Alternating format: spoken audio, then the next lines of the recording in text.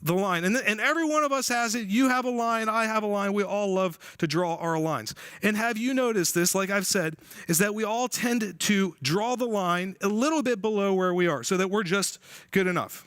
No matter where we are, no matter what we're got going on in our lives, we all tend to draw the line just so, wow, we're good enough. I'm a good enough person. I'm holy enough. Why? Because we want to be okay. We want to believe that we're good enough. And we want to draw this line so we feel like we're secure.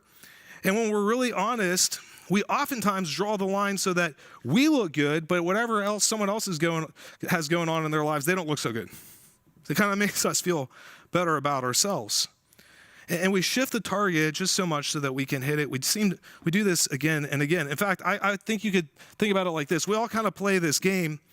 And you could play it like this. I'm a good person except. We all have a way we could fill in this blank. I'm a good person except blank. I don't know how you would fill in that blank. I'm a good person except when I yell at people in my car like they can hear me. And sometimes I say words I really shouldn't say. I'm a good enough person except when I drink too much. And every one of us, I don't know how you're going to fill it in, but every one of us would say, hey, I'm basically a good person except I do this one thing. And it's kind of funny to talk about because some of us, maybe we could fill it in for our spouses really well, but it's also revealing because we go on thinking that wherever I draw my line is fine. But because we define it like that, we miss the deeper work that God wants to do in your heart and in my heart in the process. And so imagine this crowd as they were living the same kind of reality, probably drawing their own line, and listening to Jesus in the first century, these first century Jews, sitting on the hillside, hearing him talk about righteousness, and they're like, wow, you're defining this idea of righteousness. The Pharisees and the scribes are already the gold standard. They were literally professional line keepers. These guys were so good at keeping the line and making sure that they got it right. They didn't throw away God's law. No, the Pharisees and the scribes, they built laws around laws. They had fences around fences. They added rules to protect the rules. And in doing so, they turned what was meant to shape the heart and transform our heart into something that was more like a spiritual performance. Look at me. Look how spiritual I am. And it became more about looking holy and less about being holy. And that's exactly what I think so many of us still do today. We cling to this line because it gives us the illusion of control. And here's the question that we all have to ask, each one of us here in the room here today. What if the line that we draw was never ours to draw in the first place? What if we were never meant to draw the line in the first place? What if your standard, my standard, what if that's not the standard? What if the point is not just to make us feel better about ourselves, which is what our line does. I feel better about myself. But what if it's actually to help us see the need that we have for Jesus in our lives? That's why Jesus does what he does. He does something completely unexpected. He does not lower the standard. He doesn't throw away the laws. He raises the standard and the expectation throughout this sermon to a point that it's almost hard to get our heads around.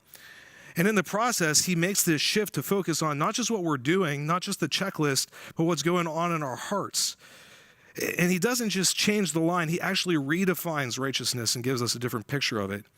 And so here's what we are. We've been talking about this line, the standard that we have to reach, the idea of being good enough. But then Jesus here enters the conversation, and he doesn't erase the line. No, he actually sets a different kind of idea, and he points us back to the law. So that's the next thing that I want to talk about here. Let's talk about the law. And so Jesus kind of says, okay, you've made your own line. We've all made our own line. We all kind of like to set our own standards. But guess what? God has his own standard. And he reminds us that in this passage that the standard that God has is not an arbitrary standard that you and I might keep for ourselves. It's not a line that we draw for ourselves.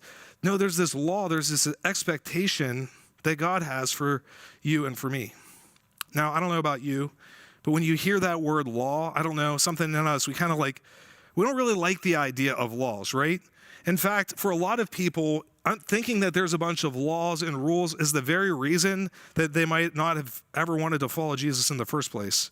Like, who wants to sign up to follow a bunch of laws and a bunch of rules? That doesn't sound like a whole lot of fun, but that is not the message of Jesus here. And that's true. The gospel is bigger than that, and we're going to get to that. That's the better part of the message coming up. But in the process, sometimes because we say it's not about the law, it's not about the rules, it's not about meeting these expectations, sometimes we inadvertently short sell the importance of them in the first place. Jesus didn't do that. Jesus didn't say that the law didn't matter. I mean, far from it. If you read this passage, he does say that the law matters. It does matter. It's not that the law doesn't matter. It's just the fact that he came to fulfill the law, which is something completely different. And so in case you think that laws don't matter, the expectations, God's standard doesn't matter, go back to the passage with me again for just a second and be reminded. He says, do not think that I have come to abolish the law of the prophets. I've come to fulfill them. And he goes on and says, the smallest letter or the least stroke of a pen cannot pass away. Some translations here take this section and they actually say jot or tittle. I kind of like that. We don't use a translation that says jot or tittle, but maybe you've heard that. A jot or a tittle would pass away, the smallest stroke of a pen. That was the original language. And so every dash, every little thing that God has to say, it matters. Now, a jot, if you were to look at a jot is the smallest letter in the Hebrew alphabet. Little tiny letter. And a tittle is a stroke. It's like a little punctuation mark stroke that tells the difference between different letters in the Hebrew. I mean, we're talking about the smallest little tiny parts of the Hebrew language. Jesus points to these things and he's like, wow, even the smallest thing that God says matters. All of it matters because God said it. Because the law was never about rules. The law was about this revelation that God gave us. Then God gave us the laws to show us the standard, to show us what holiness looks like. That's important. To show us that we can't achieve this on our own, that there's no way that we can do it. And then Jesus, right after this section, he goes on and he gives us a number of examples, one after another. And I would encourage you to read this whole section later this week, but I'm just going to pull parts of of each of these passages. And he elevates each one of these. He says, you think this is the law. The law is even higher. You've set the line down here, but the law, the expectation is up here. And so the first one is shifting the idea from murder to anger, Matthew 5:21. You've heard that it was said to people long ago, don't murder. I say, if you're even angry with your brother. And so you thought that the line was murder. Check. I did it. Look at me, everyone. I haven't murdered anyone. I'm good. And then Jesus is like, well, have you ever been angry? You ever been angry with your friend? Or you're angry with your friend right now? That's the standard. He raises the standard. Then he moves on and gives us another one. Adultery to lust. You've heard it said that you shall not commit adultery. But I tell you that anyone who even looks lustfully at a woman or a man has committed adultery in their heart. And so Jesus says, wow, it's not just your actions, but it's also your intentions. What's going on in your heart, even as you're looking at someone else? We're all like, wow, adultery, check. I haven't done that one. I'm good. And then we're like, oh, there's a higher standard. He moves on and he talks about divorce and covenant breaking. Matthew 5:31 has been said, anyone who divorces his wife must give a certificate. But then he goes on and he talks about it as a covenant.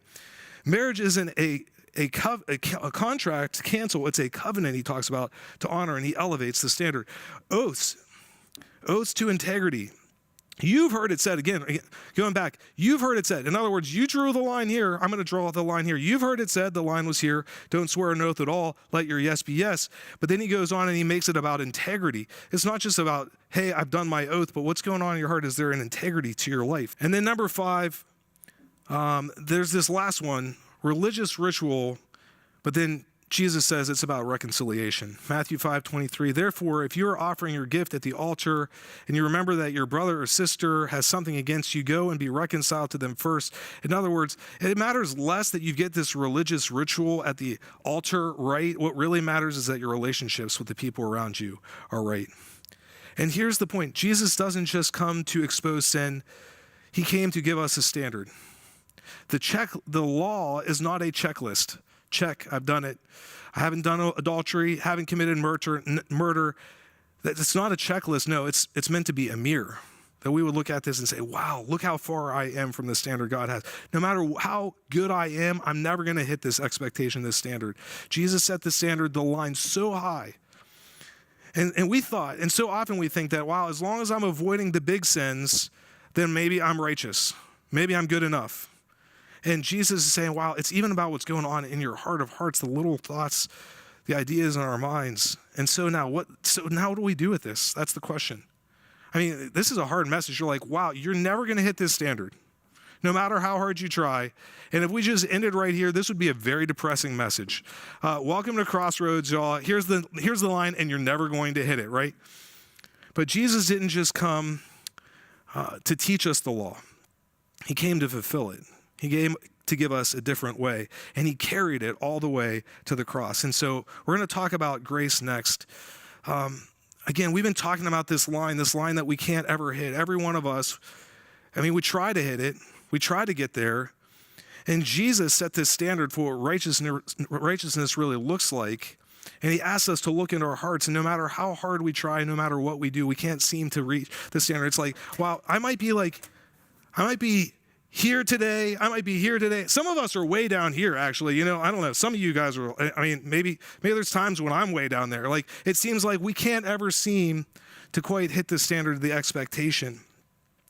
Every one of us has missed it. In fact, let's just be honest. Probably most of us have missed it already at some point this morning. Like, one thought about your neighbor, your friend, your boss, one word to your kids, that moment of frustration it was. And here's the truth, that God does not grade on a curve. It's not like, wow, okay, you're here, and I guess we'll just count it. That's good enough. God doesn't grade on a curve. God doesn't care about how you stack up against your friend or your neighbor or your coworker or your cousin or your parents, whatever it is. The law reveals what is true, not to condemn you. Jesus is not trying to make you feel bad. God does not want you to feel bad. He does it to bring you to the end of yourself, to help you see the need for him. And I just have to say, if you look at this and you get to the point where at some point you look at the law, the expectation, the standard that God has for you and just say, God, what hope do I have? You're in a good spot. That's exactly where God wants you. Because when we get to the end of ourselves, that's when we're finally ready to begin with Jesus. When we're finally at the end of ourselves, I have nothing.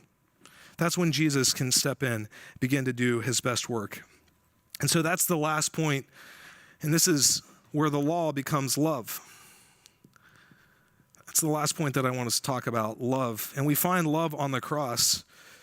And at first, this line, it seems so simple when we think about it. Wow, as long as I hit my standard, good enough, spiritual enough. But then we're honest and we try our hardest to get up here. And the more that we realize that we can't reach God's standards, and God knew that. And God said, you know what?